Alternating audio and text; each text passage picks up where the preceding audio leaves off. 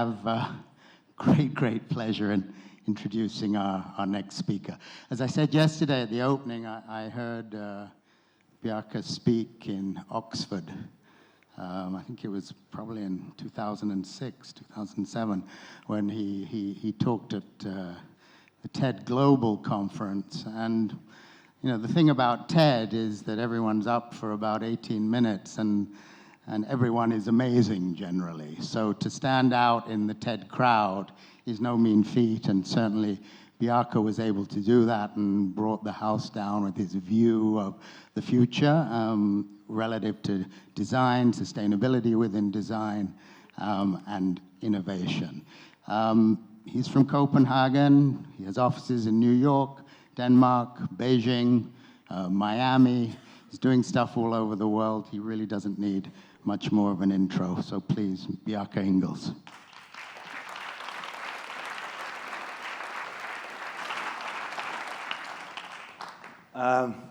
Thank you, Neil. Thank you, Your Royal Highness.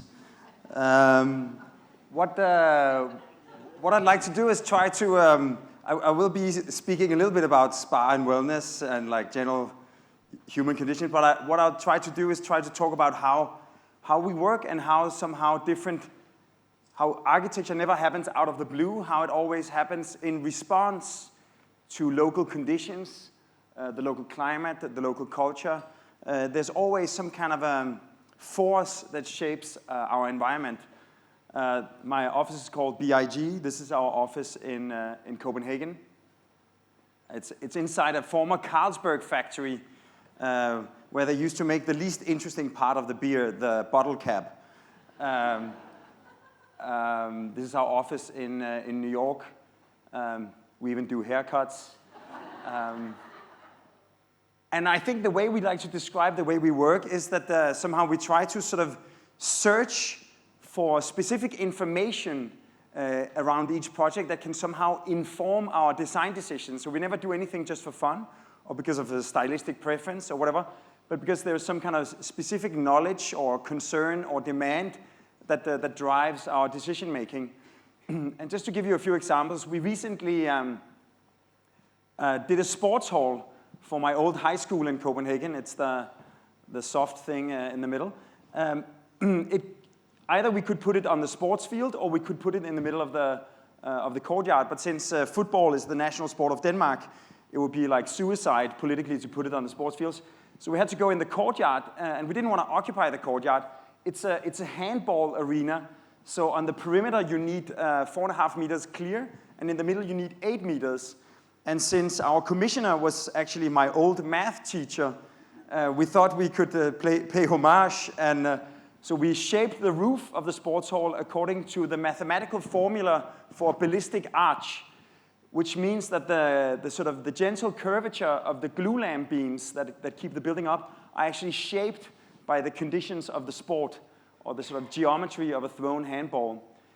It's made so that it becomes a bench around the perimeter, and then we put like this informal furniture to make it inviting. And actually, according to the janitor of the school, we have actually tripled the use of the courtyard, even though we essentially occupy it. So we're currently building phase 2. And you can see here in the corner, we made a new entrance also from the street that goes into the cantina that has always been in the basement.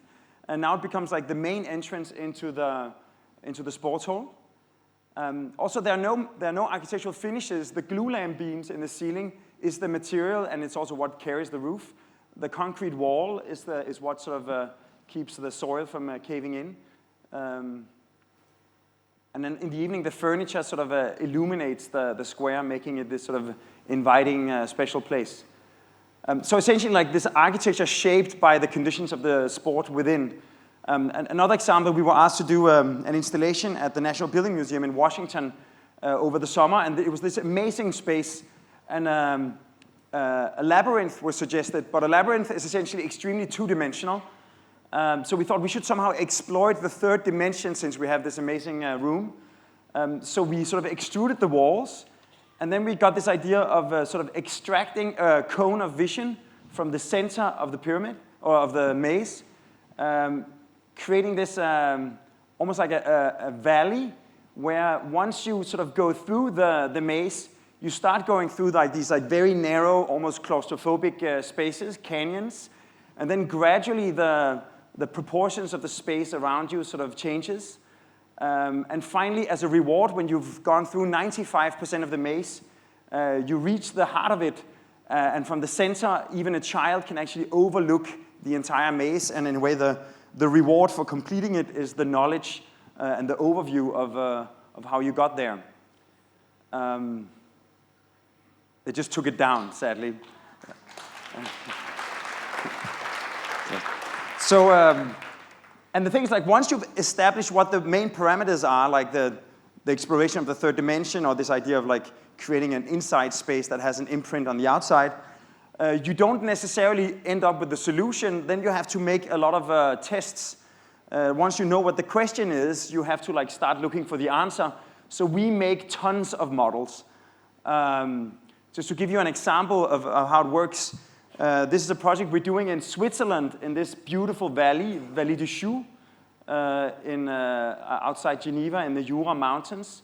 And in the middle of this village, Le Brassus, is the home, this was our site, is the home of, or was the home of these two guys, Monsieur Audemars and Piguet, the watchmakers of the Audemars Piguet watch. And essentially, the way they make the watches today is also the way they made them historically. And here we were sort of invited, next to the place of the first workshop. We were invited to create a museum telling the story of watchmaking and of the company. So you have all these historical buildings, and our first thought was to try to fit in as almost like an infill between the existing buildings. So we thought that would be the most discreet, but we always sort of fell into this juxtaposition between the old and the new. And we thought, like, in a competition with the old historical sort of dignified buildings, we would always lose with modern architecture. So we thought maybe we should stay low and stay on the hinterland. We thought like maybe the exhibition could be a series of rooms interconnected like small pavilions. They also had to connect to the existing building because at the top in the attic was the old workshop of Monsieur Audemars and Piguet when they began. So we tried different ways of creating a loop. And, but again, it became like this sort of alien attack of modern architecture. So then we tried to really blend in with the landscape. So, you can see you have to like kiss a lot of frogs before you actually end up with something that is like remotely interesting. So maybe just to sort of recap, what we ended up doing was we took the space program of the exhibition. It's like a guided tour through the chronology and the different aspects of watchmaking. Then we sort of turned it into a linear promenade. And then we sort of folded it in on itself in this double spiral that could fit within the site. It connects to the existing villa, so you go through the spiral into a big space in the middle, and then you continue out, and then you can connect up to the attic and down again. Then we start blending with the soft topography of the Swiss landscape. The roof sort of follows the landscape up and down and creates these openings to allow views and daylight to enter into the exhibition. So in a way, it doesn't really become like a building like all the other buildings. It almost becomes part of the landscape rather than part of the architecture. So when you enter through the existing building, you get a view out over the valley. And then some places we have really controlled light when we are tucked into the hill. You also pass through the workshops where you see the master watchmakers repairing the historical clocks. And then finally you make it to the center of the exhibition where you have the more free exhibition spaces. But because of the undulating roof, you always have views of the valley around the museum. And if you notice, there are no columns whatsoever. Because like one of the things about watchmaking is this idea of extracting as much performance out of as little material as possible. And so because the roof is kept as light as possible, it's made out of brass, the glass walls are actually the load-bearing structure. And glass is actually stronger than steel. A little improvised demonstration here. This is someone else's speech. But glass is strong in compression, but it cannot take tension. But it's very bad in seismic events. When it shakes, it sort of buckles. But then suddenly, when it's straight, it buckles. But as soon as you curve it, it suddenly becomes incredibly rigid. So the geometry of the glass actually makes it able to withstand an earthquake. So you have this like magical experience of a completely hovering roof with no sort of physical evidence of structure, which also brings the valley really deep into to the exhibition. And finally, we refurbished the existing atelier, keeping it like very simple, using local materials. So essentially, like you can say, almost like when you explain the project, it feels like it could be only this way. But because I started showing the 100 failed attempts, you know that we had to like make a lot of mistakes or like follow a lot of sort of dead ends before we found what now feels as a really logical response to the challenge.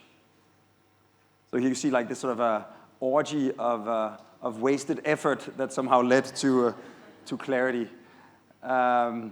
Because of our obsession about always testing things in model, we do work a lot of models, and sometimes we work with Lego. This is a project we called the Lego Towers, where we actually got Lego to donate 250,000 Lego bricks, 2,000 minifigures, and 500 trees. And as a result, there was like a few leftovers in our office. So this is just my assistant walking through the office with the camera, just registering. Like even our signage is made out of Lego. Lego actually also stole one of our projects. This is the Copenhagen harbor bath that they built in the Lego flagship store in Copenhagen. I think it's the highest compliment an architect can get to be replicated in Lego. So when Lego called us up and said they wanted us to do a building called the Lego House, which is essentially a building dedicated to all aspects of culture seen through the eyes of Lego. We were, of course, quite excited. It was like we went completely nuts. This is all the tests we did in order to win the competition. And happily, we did win the competition with this idea of a museum that is made by piling up a stack of rooms, exhibition rooms that overlap each other to create almost like a cloud of exhibitions. Underneath, it forms a public square. So all the citizens of Billund, which is the hometown of Lego, actually have a new indoor plaza that is fully public. It contains different things, including, of course, a Lego shop. But also it has this stair that takes you up into the exhibitions, where you have a series of overlapping spaces. It's a series of like Boolean operations where one space sort of fluidly leads to the next.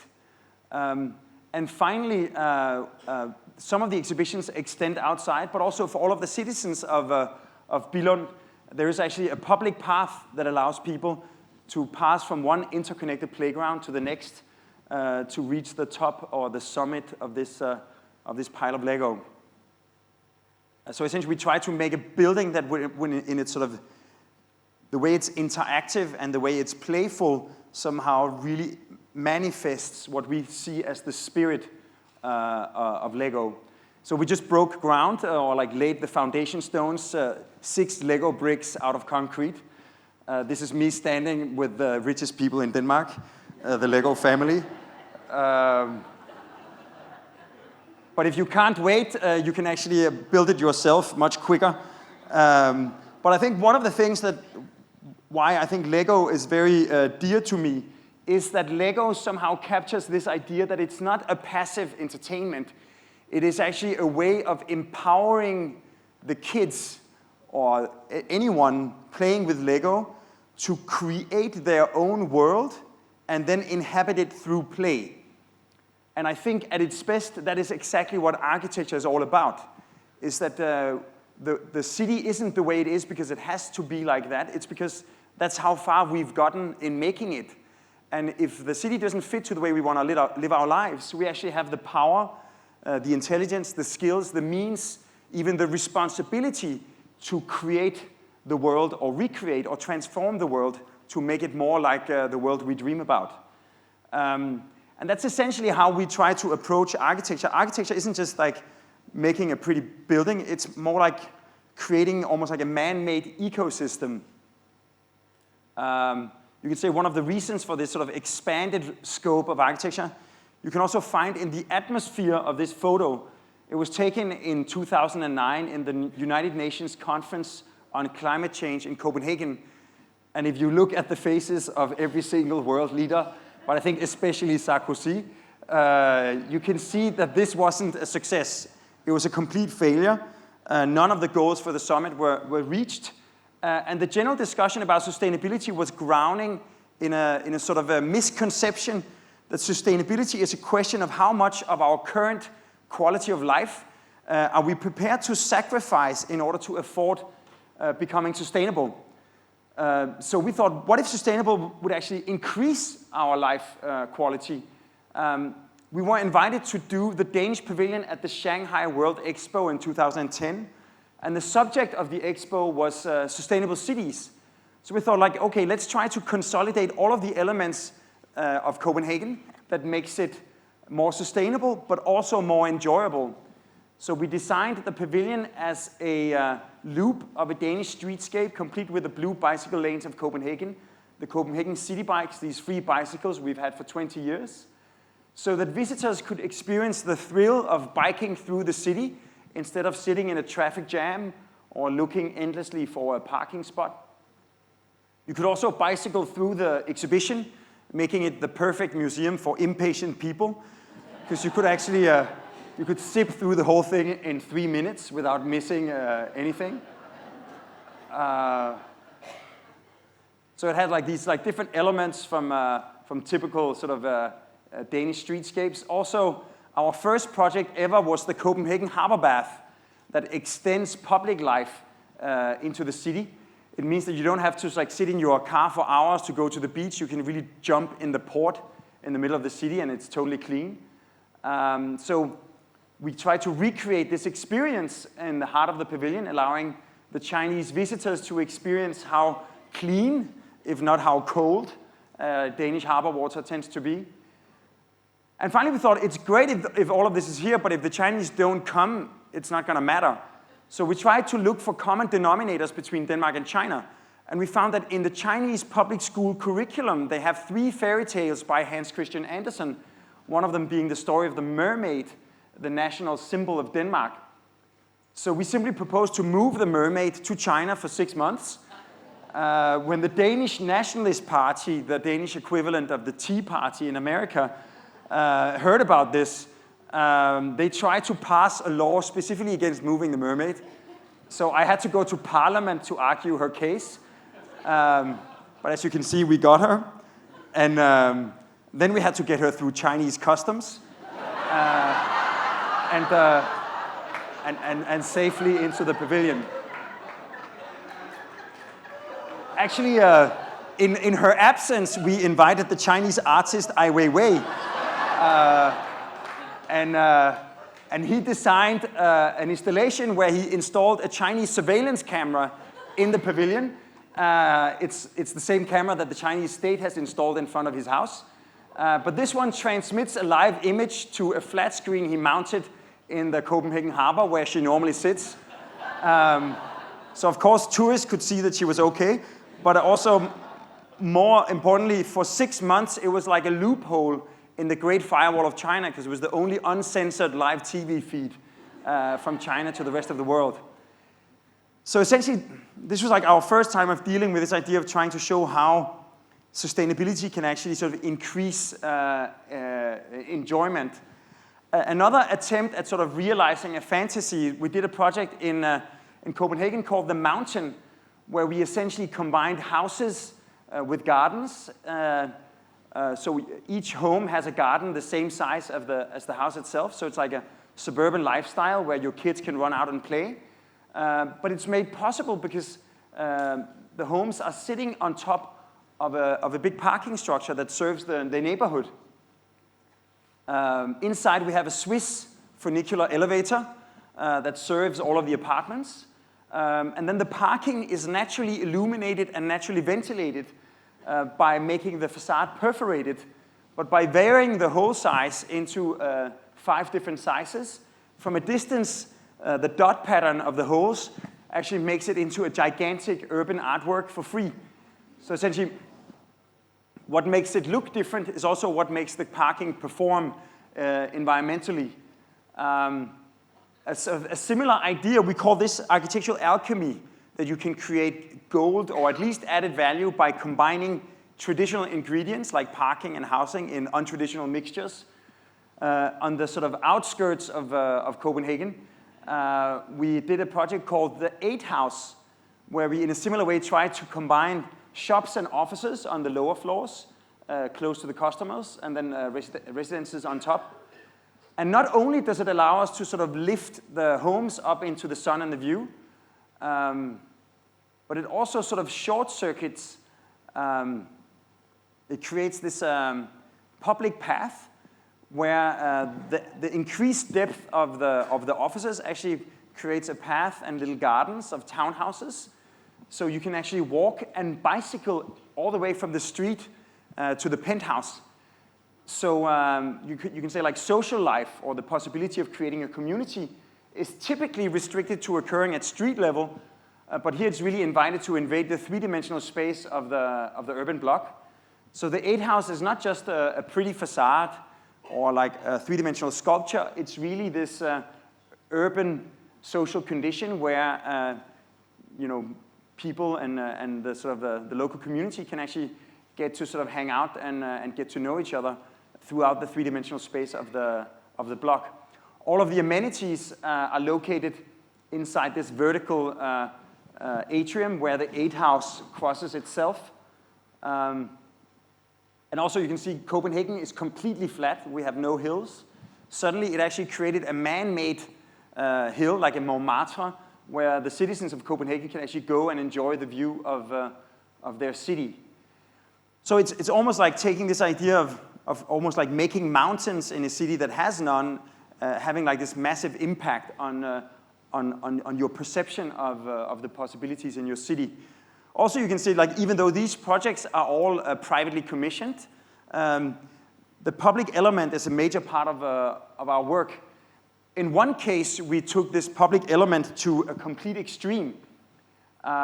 We were invited to look at a new square, a 1 kilometer long urban space in the heart of Copenhagen, in the heart of the most ethnically diverse neighborhood in all of Denmark. There were 60 different nationalities, or there are 60 different nationalities living there. So we knew this project had to be all about integration and a feeling of ownership across cultures. So there's something called the Red Square, where everything is shades of red. The Black Market, where everything is black and white. And it rolls into the Green Hills, where everything is green. But within this idea, we thought, what if we actually approach cultural diversity as an asset? Why don't we contact the local community and ask everybody to nominate elements from their other home country? Because it would be strange if the Danes had made the only nice bench and the only nice trash can. So through local media, through local meetings, through Facebook and a website, we had people nominate elements from their home country. And the idea is that, it's not like we eat Chinese food to be nice to the Chinese. We eat it because we crave noodles or spring rolls or Beijing duck. And it's not like we put a Moroccan fountain in the middle of Copenhagen to be nice to the Moroccans, but because they have an amazing tradition for architectural water features, as we can totally experience in this hotel. So also there's a Jamaican sound system. You can actually, with Wi-Fi, you can plug in your iPod or iPhone. The neighbors hate it. But it's actually been designed so it switches off at 9 p.m. and it can't play louder than the maximum allowed volume in a public space. So it's totally legit. There's a Thai boxing arena from Thailand, swings from Iraq, litter boxes from Great Britain, bollards from Ghana, bicycle racks from Finland, even like The sign on the red square is actually a sign from the red square. There's an amazing bus stop from Kazakhstan. We found this slide in Chernobyl. We had to make a copy because the original was radioactive. We even found palm trees that naturally grow in a Danish climate. And when you look at this octopus from Japan, you can also see how this strange object becomes this like a magnet for kids from all kinds of culture and background. When you look at the seeds, it becomes almost like a cultural study. From Mexico, an S-curved love seat where you're looking the person you're sitting next to into the eyes. From Belgium, a bench where everybody looks away from each other. So it's like this sort of urban safari. Even down to the lamps, we actually picked some neon signs as these sculptural lamps that advertise things you can't buy in Denmark. This is the neon sign of a Qatari dentist. And different things from former Soviet or sort of socialist countries.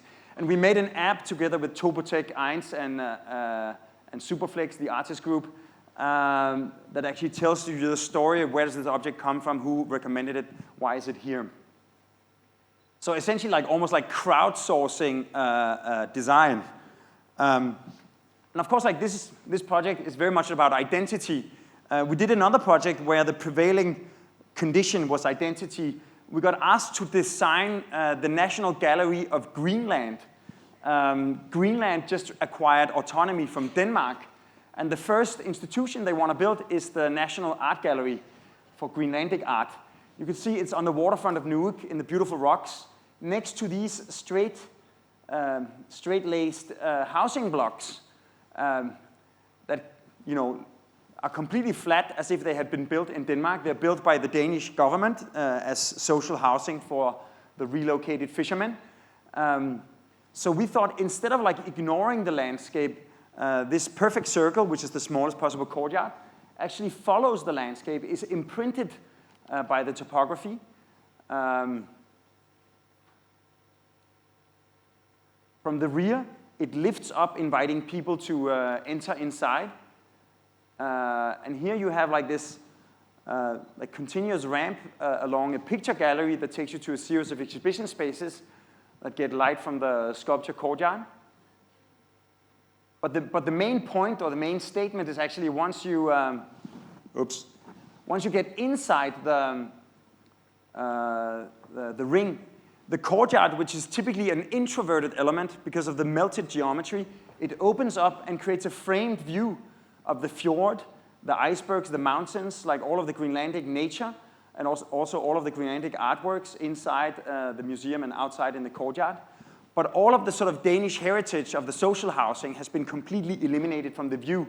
So it becomes like this architectural oasis of Greenlandicness in the middle of the city, completely built by the Danish authorities.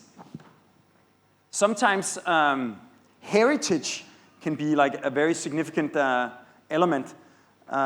This is Hamlet's castle, Kronborg, and right south of it, you can see that there's like a hole in the ground.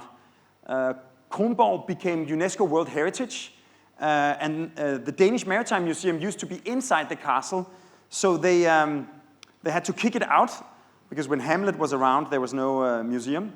And the suggestion was to put it inside this decommissioned dry dock. We thought, like, rather than filling or drowning the dry dock in a sort of claustrophobic museum, maybe we could use the museum to sort of preserve the dry dock, in a way turning the dry dock inside out. We wrap it with the museum program. Suddenly all we have to do is design 3 bridges, one at the top that stops the water from coming in, one that connects across to the castle, and then one that sort of gradually slopes down, bringing people into the museum. So in a way, suddenly we could resolve the dilemma that UNESCO said that we couldn't stick as much as a foot out of the ground. Of course, the museum wanted an architectural masterpiece to attract people to come and check out the exhibitions. And by making it a void, we could actually combine the need for stealth with the desire for exposure. So here you see the museum inside the excavated dock. We could actually manufacture the bridges in a shipyard the same way that you build ships, a shipyard in China, and then sail it all the way and sort of click it into place inside the dock. And suddenly we get this sort of secret neighbor. Actually, to stop the cars from driving into the dock, we put these like mooring benches. They actually put in a Morse code, so if anyone can Morse, there's a secret message. And basically, you descend on a sort of lazy ramp down into the exhibition.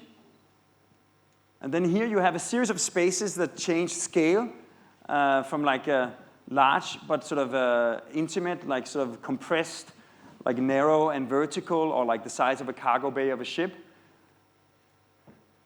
And basically the bridges bring daylight into the exhibitions. And basically this is the bridge that you enter down on, and you can see the upper part of the bridge, because of the handrail, it becomes part of the beam that helps carry the span across.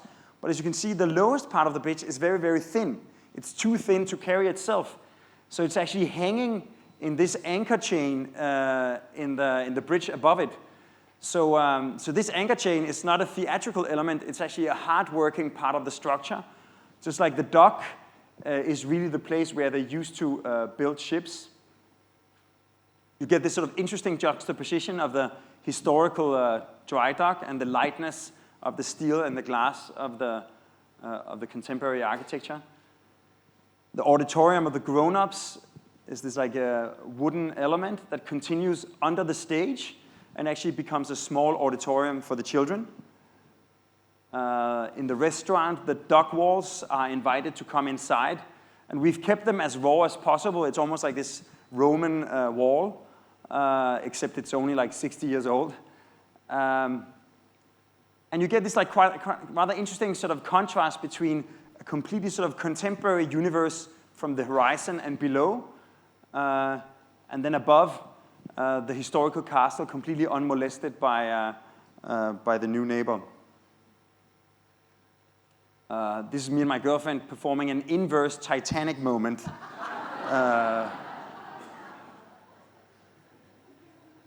So I normally get the objection that these ideas are only possible in sort of semi-socialist Scandinavia. But recently we got invited to come to New York and look at a site on the west side in Hell's Kitchen. It's basically a site sandwiched by a power plant, waste management facility, and the West Side Highway. So we thought they really need an oasis.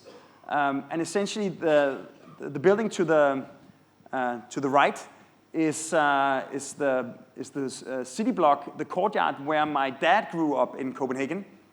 And essentially the European courtyard is at the architectural scale what Central Park is at the urban scale. It's an oasis in the middle of the city. So we thought, what happens when you crossbreed a skyscraper with a courtyard, or essentially what could a court scraper look like? So the courtyard is then sort of extended to 500 feet in the northeast corner to get the density of a high-rise. It still sort of opens up to the south and the west to open up for views and sunlight, becoming this rather striking new silhouette on the west side waterfront. From the east, it's a spire. Inside, it actually has the same proportions as Central Park, only it's 13,000 times smaller. And then it has like the height of a handrail in the southwest and the height of a tower in the northeast. Everybody has a view over the water.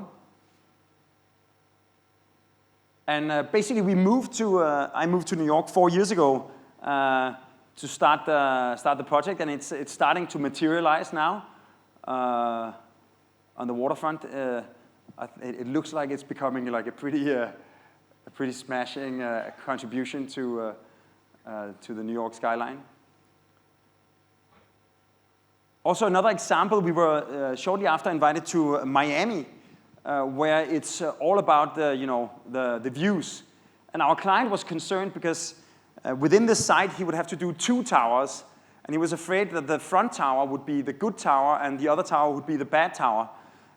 We have these neighbor buildings to the right that sort of block the direct view over the water and the downtown Miami skyline. So we suggested that on the lower floors you have to be perpendicular to Bayshore Drive. But then on the upper floors we can actually turn 30 degrees and have both buildings stand side by side and look straight over the water and the view. They look side by side, but of course they don't block each other. So they sort of, but still you get the feeling that the north and the south tower have equal relationship to the water. The cores are made very rigid, but the columns, they actually follow the floor plans. So the gravity loads, they sort of slope as they reach the ground. This is like one of the columns in real life. It's a pretty daunting sort of experience to have to rely on the fact that the building above you is carried by something that's sloping.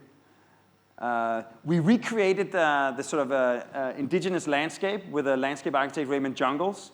So you arrive in this like very, very lush grove. Then you sort of enter into the buildings. And the idea is that we're using only local stones like oolite and keystone and various local stones from South Florida. Just like all the plants are local. And then we expose the bones of the building, the columns and the core is in situ concrete. And the general idea is always to invite the nature and the surroundings into the spaces. The roof pool, using these like mission tiles from Mexico. So again, trying to like use these sort of vernacular Latino elements in a sort of new luxurious way. We have 12-foot ceilings, 4-meter tall ceilings. It's the tallest hurricane-proof sliding door you can get. But it's pretty epic with such generous ceiling heights.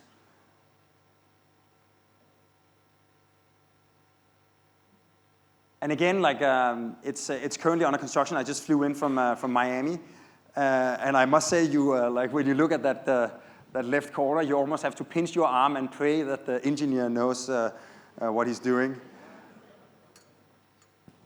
So basically, like the big living rooms are really going to have these like huge sculptures inside the main space. And like another sort of approach to, I mean, of course, like depending on what climate you're operating in, you get completely new possibilities. We're doing a project in Albany, in Nassau, in the Bahamas, for a group of developers, including Tiger Woods. And we were asked to do this small condo building on a square next to this nice marina. And the brief asked for every balcony, there's like these 15-foot balconies, every balcony to have a small pool. And they'd already done some where it was like a bathtub you would step up into, but we thought, of course you want to step down into your pool and into the view. So we designed the balconies so that they sag in the middle, right under the pool. And we always locate the partition wall between the two homes underneath, right under the pool, so the entire height of the wall becomes a super strong beam to carry the weight of the pool. That also means that you get almost like a porch-like feeling on the balcony, that you have like sloping ceilings, like almost as if you had your own chalet. And of course, from the outside, the pool becomes like this amazing part of the expression of the building, because the handrail is also the wall of the pool. It's actually made out of aquarium glass, acrylic glass, and you can get it up to 75 feet, 25 meters without any verticals. So this is not even cheating in the rendering. There are no verticals. It's just like a single sheet of aquarium glass.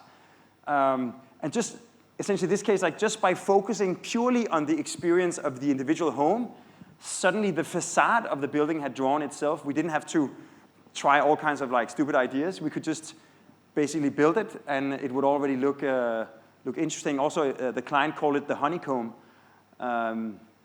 So like, essentially, like, you never really know where the driving force of a design is going to come from. Sometimes it can be like the specific requirements of the home. Sometimes it's the context that has a massive input. We're doing a project in Vancouver, right where Granville Bridge touches downtown. It's a site that is being torn to pieces by the bridge. So it's like all these useless triangles. There's a series of setback requirements.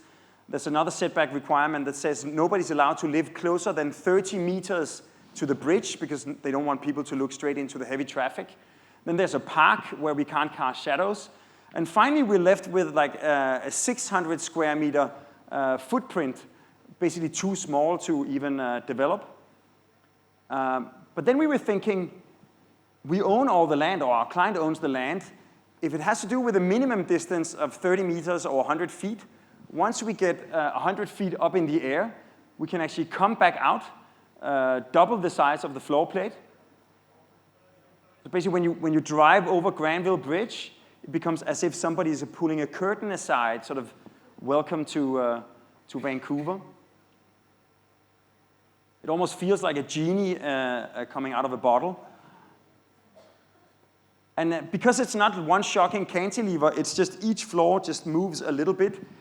We can do something called walking the columns. So the columns just basically move a tiny bit on each floor. To the left, it's the ground floor, a triangle. To the right, it's the top floor. But you can see, like, even though it looks curving, there are no crooked angles, there are no curves. Everything is orthogonal. So it's actually super rational, even though it looks surreal. It actually reminded us a lot of the Flatiron, because the Flatiron is a child of this moment in Manhattan real estate history where the real estate value, the advent of the elevator and steel structure suddenly made an undevelopable site into what is now the namesake of a whole neighborhood, except we're sort of taking the Flatiron one step further. And then finally, one big challenge became to sort of almost like rebrand the whole neighborhood, because it used to be, you know, under the Granville Bridge. So for the shops and offices, we tried to sort of turn the underside of the bridge into an asset. If anyone has been to Vancouver, you know that actually having a canopy or like an urban umbrella could actually be a practical thing. And then actually also we, almost like the inverse of the High Line, we tried to sort of use the underside, and working with a series of local artists, including Rodney Graham, we've gotten this idea of turning the underside into what you could call the 16th chapel of street art. So like an art gallery of contemporary Vancouver artists turned upside down, really making the underside of the bridge into a really special place in Vancouver. And again, I like this idea that what makes the building look striking is also what actually makes it perform as a real estate investment. So that brings me sort of, you can say like, Vancouver was shaped by the infrastructure. Sometimes it can almost be the other way around. Before the last project, just this small project we're doing in a sculpture park in Norway, next to a historical mill. We were invited to do an art museum, and we could place it ourselves within the sculpture park. And we thought there was only one bridge connecting over the river. So we thought by actually using the museum as a bridge, we could turn the sculpture park into a continuous loop. Basically, the path of the sculpture park continues inside the museum. You have a vertical stack of galleries, where the bridge turns from vertical to horizontal. It becomes this fanning stair. The skylit galleries on the top, the skylights sort of turn 90 degrees and becomes a panoramic view of the sort of historical mill. And suddenly you sort of continue out on your journey through the sculpture park. So in a way you can say that this building is a weird hybrid between a museum, a bridge, and a sculpture. You could almost see it as the biggest sculpture in a string of pearls of different artists. So also depending on where you see it from, it changes character, and sometimes it's so abstract that you wouldn't even know that it was a building.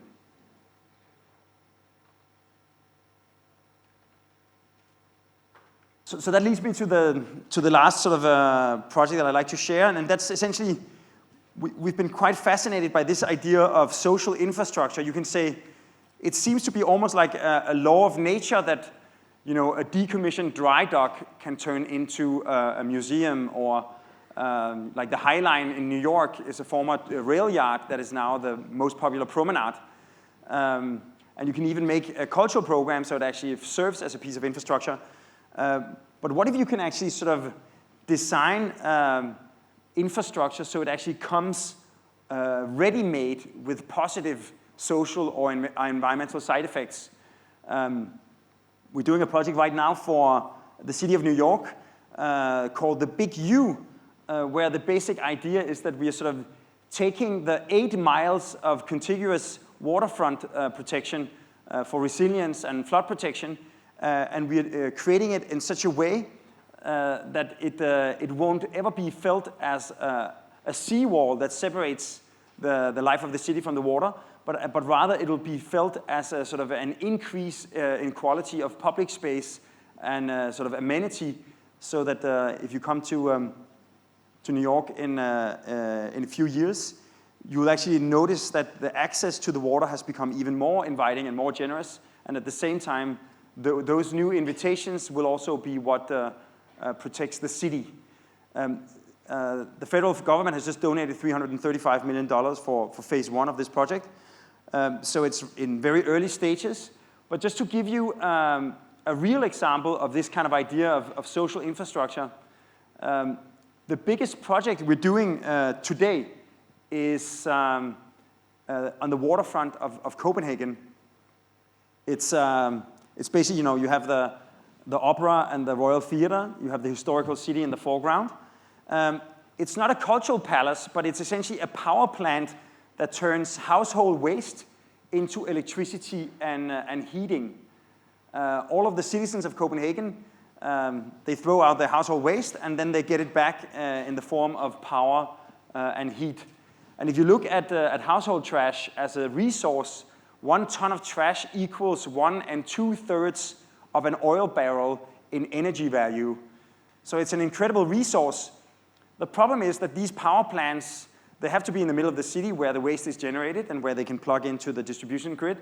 But they're big, ugly boxes. They block the view, they cast shadows on the neighbors. They work on an economy of scale, so this is going to be the tallest and biggest building in all of Copenhagen. It's going to be right next to the Copenhagen Marina, and right next to where the local boys go water skiing. And speaking of skiing, in Denmark we have snow, but as you saw before, we have absolutely no mountains. So we thought, we do have mountains of trash, apparently. We have to go for hours to Isabao, the resort on the left, to be able to ski in the south of Sweden. Because of the sheer magnitude of the power plant, we can actually do 2/3 of Isabao on the roof of the power plant. We know how big the machinery is, so we create like a nice sort of a U-shaped slope. A single elevator gives you access to the roof. You're going to have a black, a blue, and a green ski slope. There's going to be a public park. So insanely, we won the competition based on this idea. So suddenly we had to figure out how to make it real.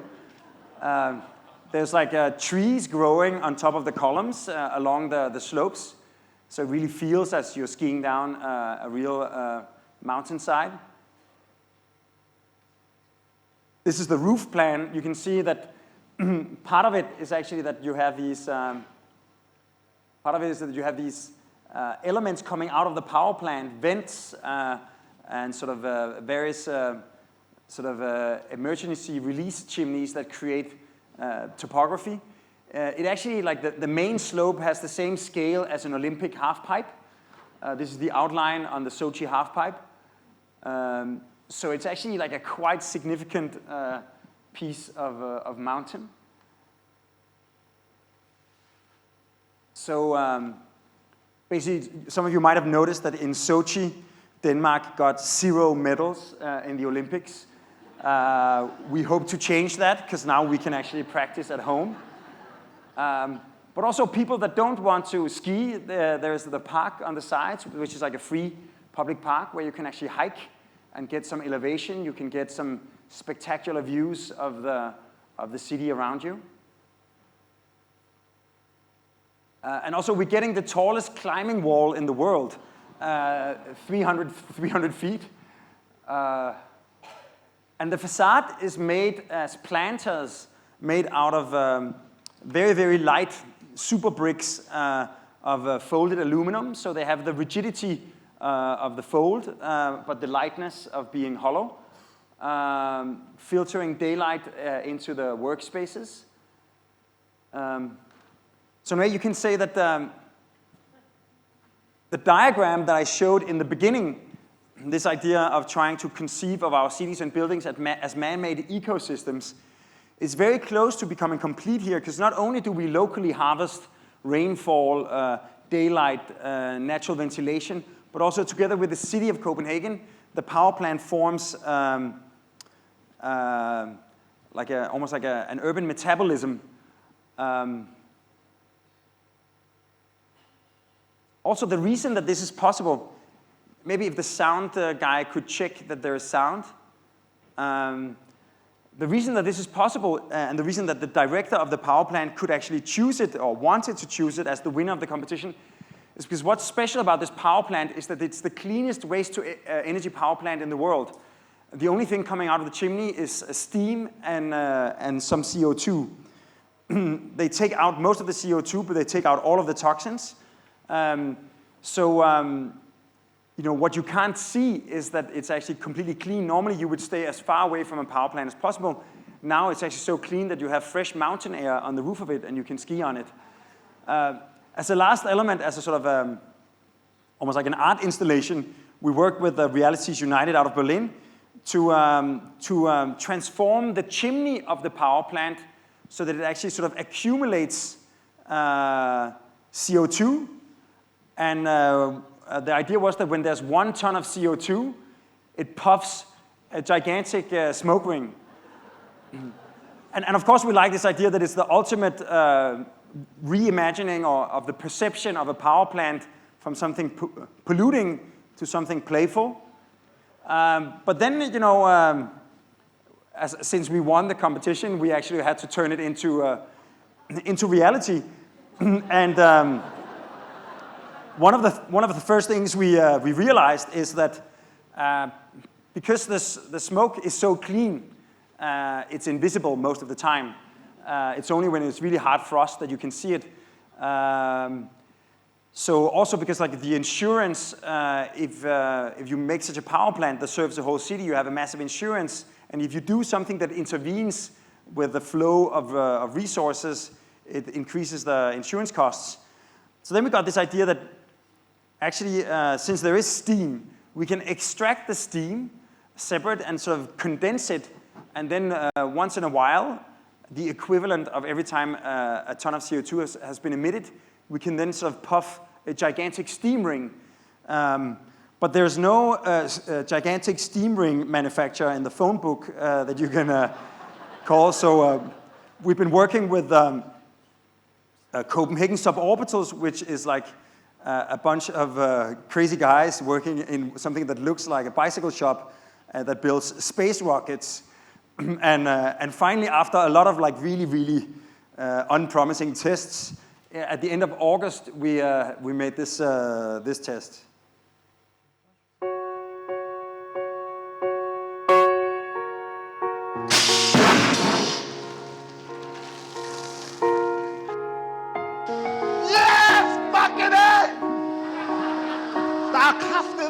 at diskutere. Nu tror jeg sgu på det. Det er fandme godt. Ej, hvor er det vigtigt. Hvor er det vigtigt.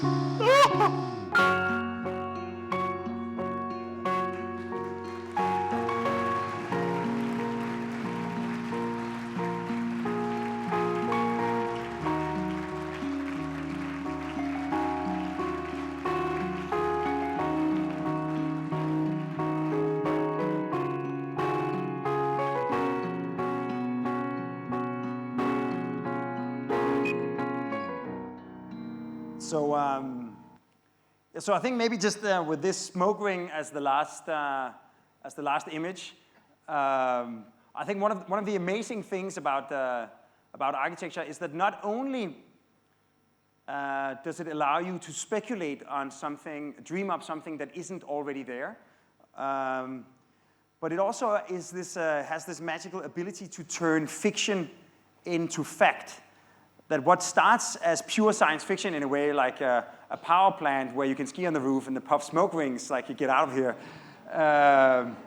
is actually going to turn into like hard fact in 3 years. It'll really be like, that's how the world is. In Venice, they sail in gondolas through streets full of water. And in Copenhagen, they ski on their power plants that puff steam rings. And I think it's important for everybody involved in development and architecture is that it's not just a question of style or aesthetics or fitting in or whatever, but it's actually always, every time you're doing something, much more importantly, you really have this like world-changing capacity to like literally make a dream come true.